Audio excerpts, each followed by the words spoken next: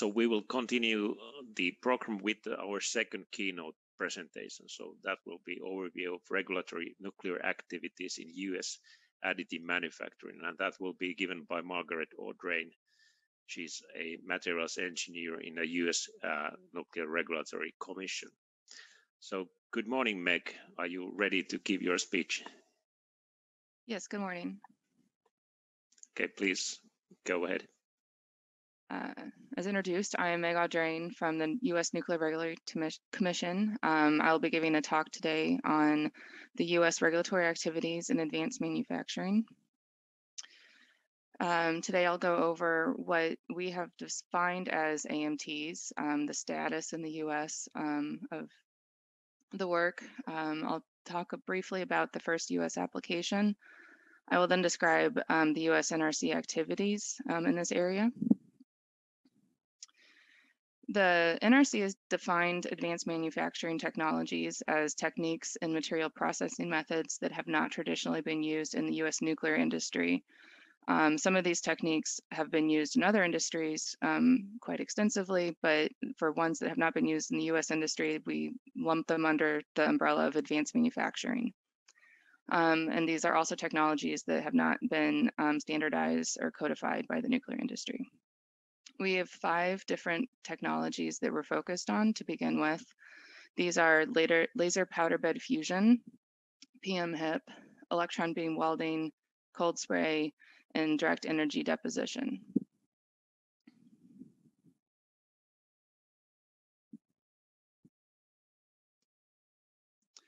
So for the last few years, there's been increasing interest in AMTs in the U.S.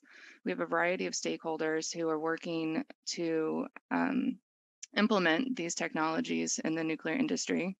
These include vendors and licensees who have worked to identify candidate applications and have worked to develop technical basis for gaining regulatory acceptance of these technologies. The Nuclear Energy Institute has developed a roadmap several years ago to understand the interest and the needs for the industry. We used that roadmap partly to determine which technologies were the most viable for use in the coming years. The Electrical Power Research Institute is working to develop techniques for large components and small modular reactors. They're also working to develop a data package on 316L powder bed fusion and also a code case for ASME. The Department of Energy is doing extensive work to perform basic and applied research and technology development to support AMT implementation in the US. There's also various codes and standards organizations who are doing work in this area. For example, ASTM and ASME. They're working to address standardization gaps and developing code cases. In ASME, there are 2 different groups currently. The first is a special working group who is working to develop guidelines for the use of AM, titled Criteria for Pressure Retaining Metallic Components Using Additive Manufacturing. This standard will be published as an ASME pressure technology book. In this same committee, EPRI is working to develop the before mentioned 316L powder bed data package and code case. There's also an ASME group that is focused on high temperature applications, and they're developing code actions for incorporating these materials and components in Division 5 for elevated temperature. Several years ago, there was also a code case for PM-HIP that has now been approved by the NRC in October of 2019. The code case allows use of PM-HIP in Section 3, Division 1, Class 1 components, and that was approved for use without conditions. Earlier this year, there was the first installation of an AMT component in a nuclear power plant. It was a thimble plugging device made of 316L produced by laser powder bed fusion. This is a very low safety significant component, but it is in the PWR environment with irradiation. This installation was done under the 10 CFR 5059 process. I'll now give an update on the NRC activities in this area. Several years ago, when it was becoming evident that these technologies were going to be of use in the nuclear field, the NRC developed an agency action plan. We are now on Rev 1 of the agency action plan. Both of those are publicly available documents. I've listed the Adams accession number for Rev 1 at the bottom of the slide. The purpose of the action plan is to prepare NRC staff and for submittals and also code actions related to AM technologies. It's also to provide guidance for our stakeholders about what our thoughts and are on these technologies. So we have a three-pronged approach to this that I'll describe in the coming slides. But the overall purpose of our action plan is to assess the safety significant differences between AMT-produced components and traditional manufacturing processes, to prepare our staff to review any applications that come in, and predominantly to assess what characteristics would be pertinent to safety when comparing these components to a traditionally manufactured one. So in our action plan and the Rev 1, we've divided our tasks up into three primary areas. The first is technical preparedness. The tasks in this, which I will mention in greater detail in the coming slide, is to develop technical information, knowledge gaps, and tools to prepare staff to review AMT applications.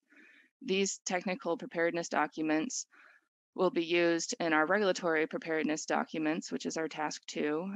The purpose of regulatory preparedness is to develop regulatory guidance and tools for staff reviews, and also to communicate our thoughts on the matter to our stakeholders. Task 3 is communications and knowledge management. We use this task, the tools under this task, to maintain awareness within and external to our agency, and also to develop training materials and to develop public workshops and public meetings.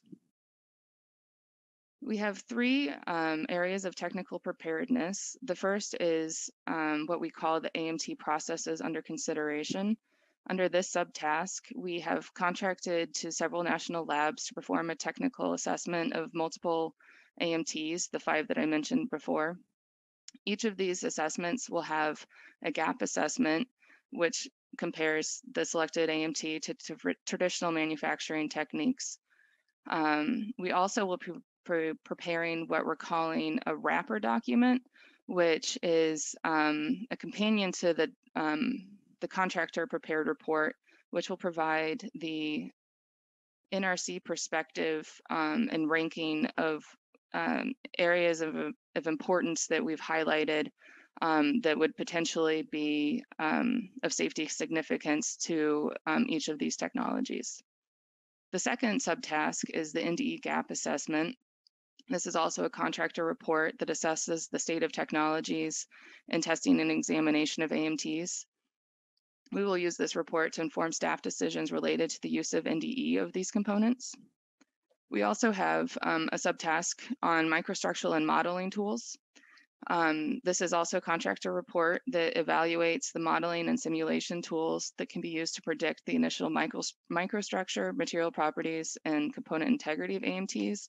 This will also identify existing gaps that are unique to AMT compared to conventional manufacturing in the area of microstructural and modeling tools. Our regulatory preparedness activities are listed below. The first is the implementation using the 10 CFR 50.59 process. This is a guidance document that was developed to support regional inspectors regarding AMTs using the 50.59 process. For those who are unfamiliar, the 50.59 process is a way that licensees can implement changes in their power plant without getting prior approval from the NRC. Our regional inspectors periodically perform audits on plants 5059 process, and so this guidance document will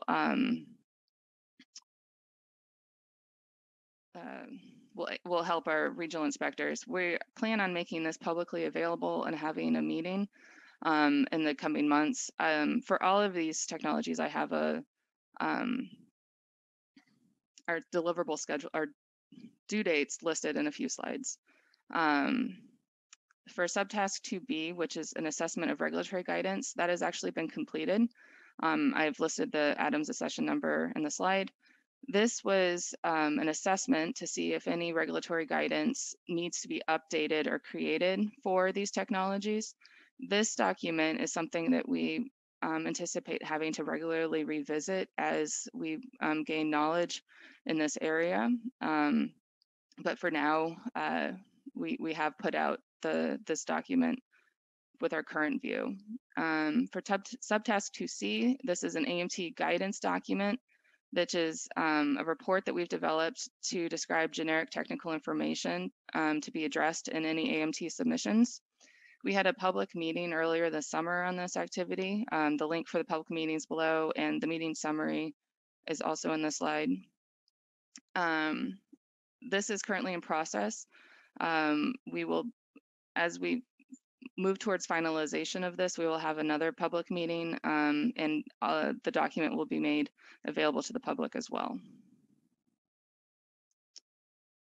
We have identified 4 regulatory pathways for use of AMT components. The first is, as I mentioned before, the 5059 process, which the one component that has been installed in plants has been installed via this method.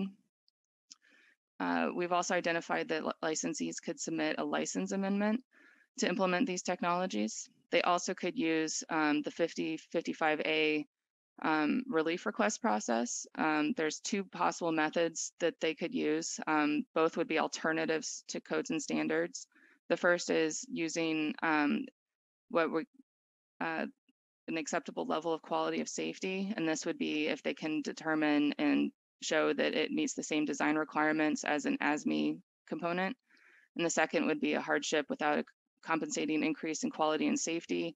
And to use that pathway, a licensee would have to show that a component is acceptable to fulfill the safety function. The final pathway for approval would be through rulemaking, similar to how the PM-HIP code case has been approved for use. Our third task are communications and KM activities. The first 2 tasks are internal and external interactions. We have plans for how to coordinate both within and without the agency, our thoughts and our regulatory processes.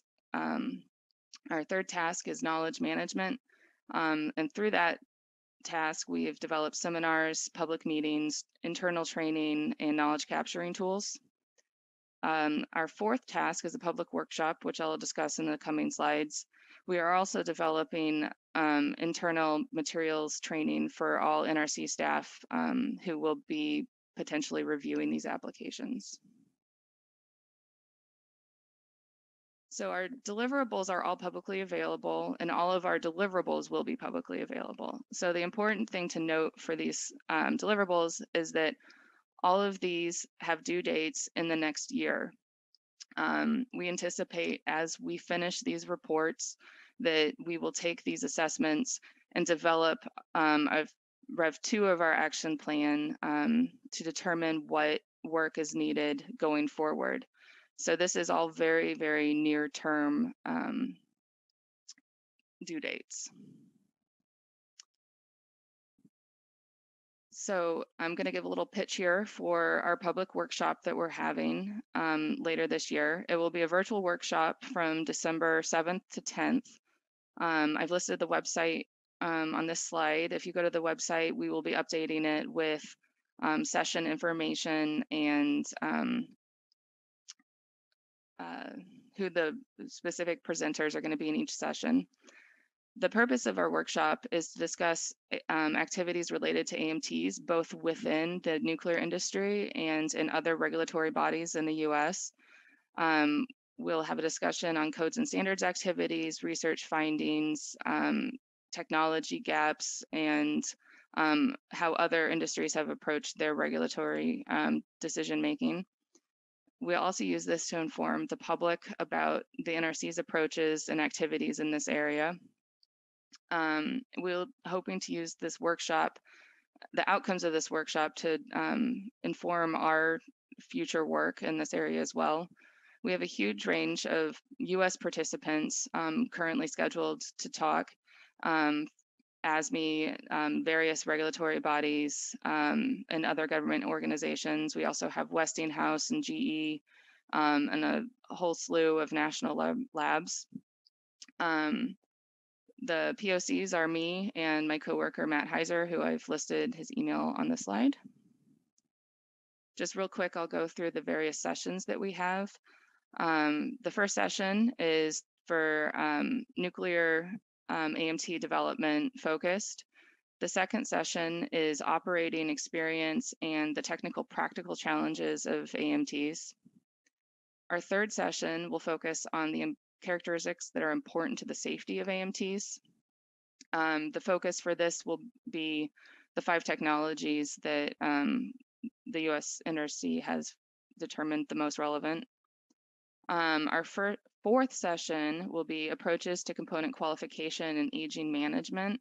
This will focus on performance testing, inspection, and in-service inspection aging management activities. Our next session will be on codes and standards activities and development from both the nuclear and non-nuclear perspectives.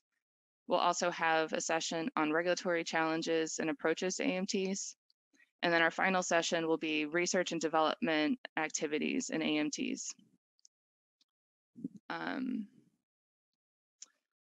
So the main takeaway from the workshop is that we would love to have international involvement as well. So please contact me and my coworker, Matt, if you have interest in participation, or if you feel that you would have a presentation that you would like to give in any of these sessions. We are working to finalize these sessions currently. So if you do have any interest in presenting, please let us know as soon as possible.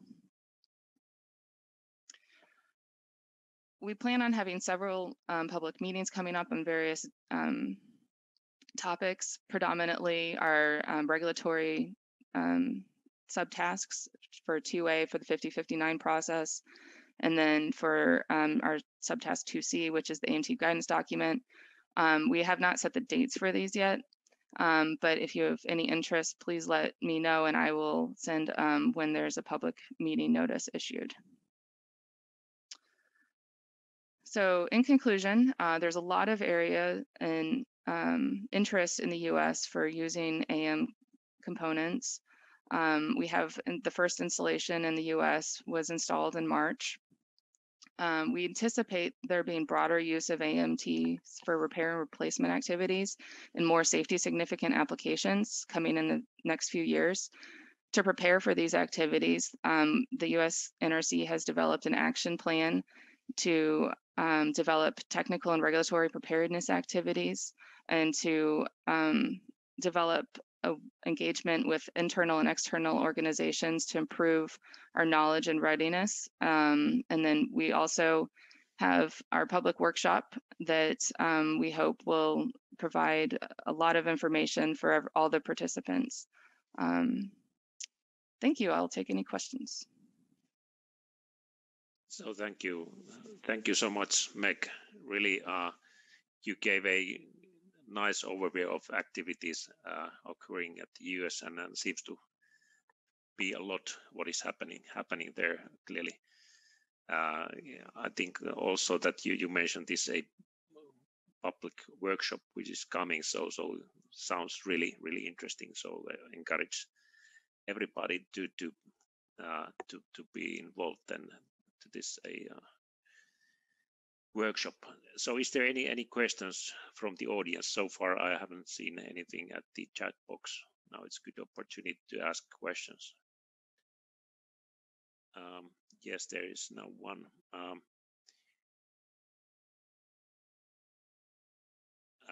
Are you aware of much work going on regarding irradiated AM materials? As far as research, I'm assuming. Well, I assume so, yes. Okay. There has been limited studies for irradiation of these materials. I believe that there is going to be work done in this area, but I'm not aware of any. There's a handful of completed studies. The information that we do know about that will be in our first report, the powder bed fusion report, which will be published later this year. But unfortunately, there is limited research that has been published.